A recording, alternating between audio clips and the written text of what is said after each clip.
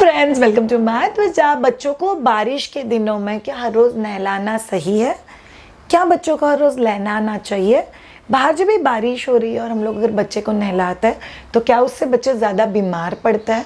क्या हमें head wash करना अलाउड है? क्या हम लोग बारिश की में बच्चों को नहलाने की वजह से बच्चों को बीमार होने की टेंडेंसी ज़्यादा बढ़ा रहा है?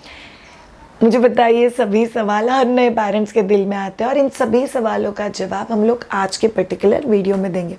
पहली और बहुत इंपॉर्टेंट चीज़, बारिश क्या है? एक साल में 3 सीज़न आता है, summer, winter and rainy season.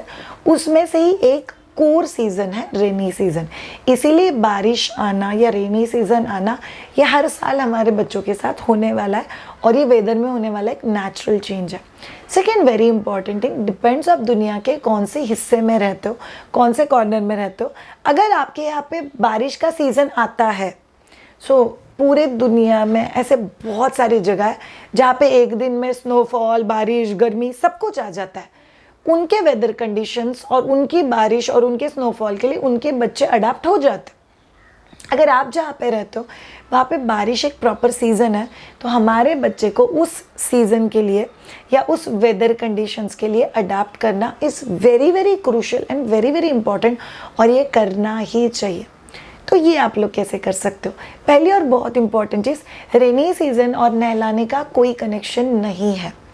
In fact rainy season के कुछ कोर रिक्वायरमेंट्स होते हैं। Requirement number 1 is hygiene. बच्चे के कपड़े जब भी आप बच्चों को पहनाते हो वो प्रॉपर सूखे हुए होने चाहिए। थोड़ा भी मॉइस्चर बच्चे के कपड़ों में नहीं होना चाहिए। डाइपर, लंगोट पॉइंट ऑफ व्यू, आपको बच्चे का वो एरिया ड्राई रखना, खुला रखना। पॉटी सुसु होने के बाद जल्दी से जल्दी डाइपर या नैपी को चेंज करना, ये बहुत इंपॉर्टेंट है बिकॉज लोअर एरिया में फंगल इन्फेक्शन पकड़ने के चांसेस बहुत ज़्यादा होते हैं। हाइजीन के लिए सबसे बड़ा चीज़ और सबसे पहला चीज़ आपके दिल में क्या आता है? नहाना। ये हमारे लाइफ का सबसे इम्पॉर्टेंट हाइजीन है जो हम लोग हर रोज़ करते हैं। इसी सेशन में जब भी मैं ये वीडियो शूट कर रही हूँ, मैं एकदम शाबी बालों के साथ बैठी हुई हूँ, यॉन कर रही हूँ, इधर उधर खुजा रही हूँ। Will you feel good? नहीं कहने। जब भी एक इंसान क्लीन होता है वो क्लीन फील करता है, क्लीन रिस्पॉन्ड कर पाता है, क्लीन रिएक्ट कर पाता है। दैट्स वाई नहाना इज़ पार्ट ऑफ हाइजीन। और रेनी सीजन के लिए hygiene is most important practice. इसीलिए रेनी सीजन में नहाना है कि नहीं नहाना है तो क्वेश्चन ही नहीं है, नहाना है। फिर दूसरा क्वेश्चन आता है, हर रोज़ नहाना है क्या? यस, हर रोज़ नहाना है। प्लीज़ कोई भी कंपैरिजन नहीं करेगा कि मेरे तो सिस्टर इन लॉ, देवरानी, जेठानी कोई इंटरनेशनली रहता है, वो लोग हर रोज़ नहीं नहाता है। हर कंट्री के अपने अपने वेदर कंडीशन, पल्यूशन, पसीना, उसके हिसाब से कुछ नॉर्म्स होता है। आप लोग जहाँ पे रहते हो अगर वहाँ पे आप हर रोज़ नहाते हो तो बच्चे को भी हर रोज़ नहलाओ, कोई प्रॉब्लम नहीं है। नंबर 3, रेनी सीजन में कभी बच्चे को नहीं नहलाना चाहिए।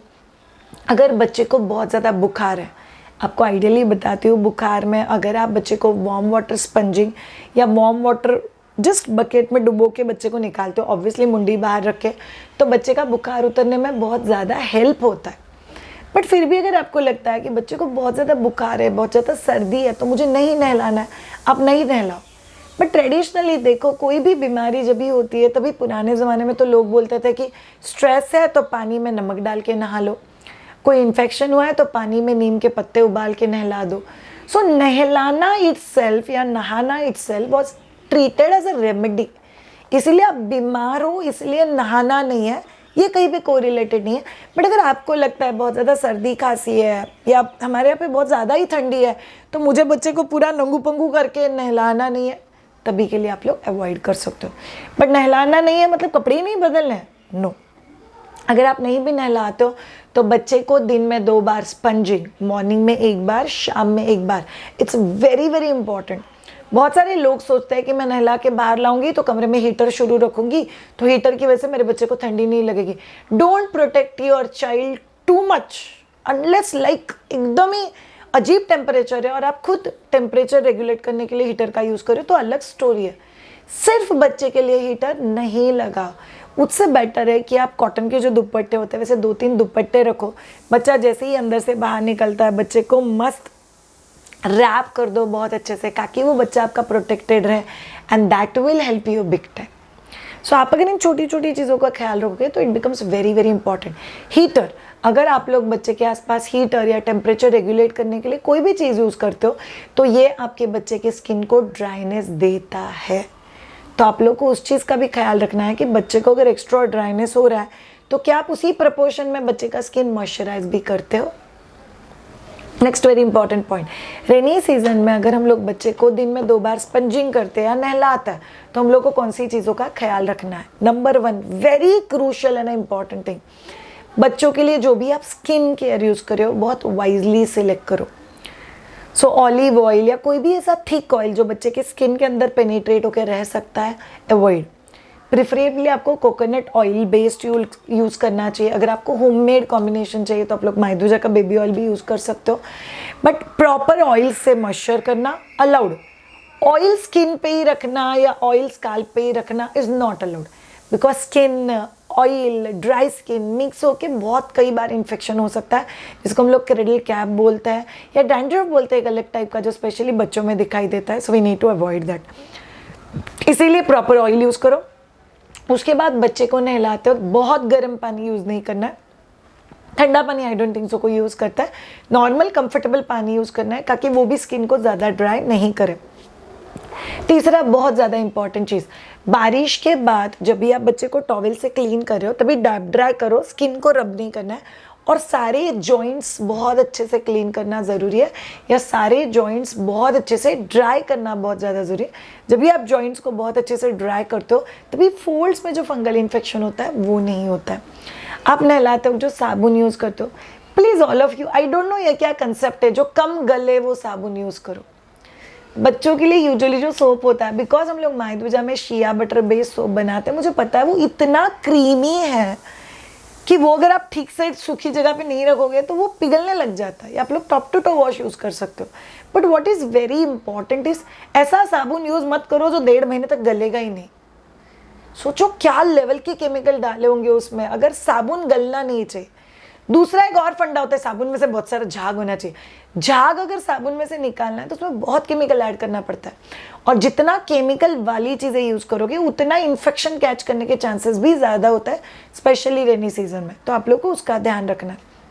नेक्स्ट बहुत इंपॉर्टेंट चीज़, नहलाने के बाद बच्चे को पतले कॉटन के चीज़ से अच्छे से थोड़ी देर के लिए स्वेडल करके रख दो, ताकि बच्चा अपनी बॉडी का हीट बढ़ा सके और एक टेम्परेचर रेगुलेट कर सके, and that can help your child big time. Next बहुत इंपॉर्टेंट चीज़, बच्चे को बारिश के सीजन में नहलाने के बाद जो भी कपड़े पहनाते हो उसमें से किसी भी कपड़े में टिंज ऑफ मॉइस्चर भी नहीं होना चाहिए। नहीं, वो ठंडा है, वो पूरा सूखा नहीं था, हमारे यहाँ पे बारिश ही बहुत ज़्यादा है, ये कोई भी चीज़ डिस्कशन में नहीं आता है। अ प्रॉपरली वेल ड्राइड क्लोथ्स ही आप आपके बच्चे के लिए यूज़ कर सकते हो, एंड दैट्स इंपॉर्टेंट फैक्ट जो आपको यूज़ करना है। तो आप लोग प्रॉपरली सूखी हुई चीज़ें ही यूज़ करोगे, सूखे हुए कपड़े ही यूज़ करोगे बच्चे के लिए। नेक्स्ट वेरी क्रूशियल, अगर आप बच्चे को सेक देते हो या धूरी देते हो, प्लीज़ पूरा कमरा धुएं से मत भरो, इतना भी धुआं मत करो कि बच्चे को वो अनकंफर्टेबल हो जाए। लोग इतना धुआं करते हैं, फिर बच्चे को रैप करते हैं, बच्चे को पूरा पसीना हो जाता है। This needs to be avoided, because बारिश के दिनों में अगर पसीना ज़्यादा आता है और पसीना कहीं पर जाके लॉक हो जाता है तो वो फंगल इन्फेक्शन क्रिएट कर सकता है।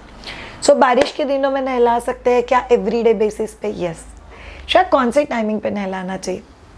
बेस्ट टाइम बच्चे को नहलाने के लिए इस एंड ऑफ द डे, मतलब सुलाने के पहले अगर आप बच्चे को नहलाते हो तो उसमें बच्चों का नींद बहुत हद तक इम्प्रूव होता है, रूटीन बहुत अच्छा सेट होता है। रिसेंटली किसी ग्रुप पे किसी मम्मा ने डाला कि मैंने आपका सुन के बच्चे को रात में नहलाया, उसको सर्दी हो गई।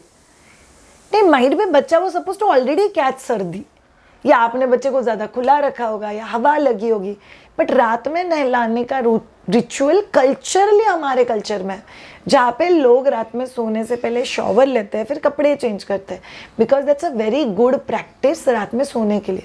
तो ये प्रैक्टिस बहुत ज़्यादा ज़रूरी है, आपको करना ही चाहिए। बट अगर आप डाउटफुल हो, आपको एज अ पेरेंट कॉन्फिडेंस नहीं लग रहा है, तो आप लोग आपके बच्चे को उस समय नहलाओ जब भी आपका बच्चा कंफर्टेबल है। बट भी बाहर जब भी थोड़ी बहुत धूप निकली हुई, शायद धूप ही नहीं निकलती है बारिश के दिनों में, दिन कोई बात नहीं, सुबह थोड़ी सी निकल जाती है, सुबह का जो थोड़ा सर्दी भरा मौसम होता है वो निकल जाता है, तभी आप बच्चे को नहला सकते हो। प्लीज़ बच्चों को नहलाओ, बच्चों को बिंदास मसाज दो, थोड़े से वार्म ऑयल से मसाज दो, and you be relax parents. Rainy season बच्चों को प्यार से इंट्रोड्यूस करना हमारा जिम्मेदारी है, तब कहीं जाके बच्चों को समझेगा कि रेनी सीज़न को रिस्पॉन्ड कैसे करना है। समझ गए all of you? Thank you so much ये पर्टिकुलर वीडियो देखने के लिए। रेनी सीज़न में बच्चों का ख्याल कैसे रखना है उसके ऊपर हम लोग एक सेपरेट वीडियो कर चुके हैं, वो वीडियो मैं यहाँ पे लिंक करी, वो वीडियो आप लोग पक्का देख लेना। So thank you so much. I am Shreya Shah, a child birth educator and lactation consultant. Parenting थोड़ा और कॉन्फिडेंट करने के लिए जो भी नॉलेज मैं मेरी तरफ से शेयर कर पाती हूँ वो मैं पक्का करती हूँ। अगर आपको कोई टॉपिक है उसके बारे में आपको लगता है कि मैंने वीडियो तैयार करना चाहिए, let us know, we'll surely create a video on it. Thank you. Have a great time. Bye bye.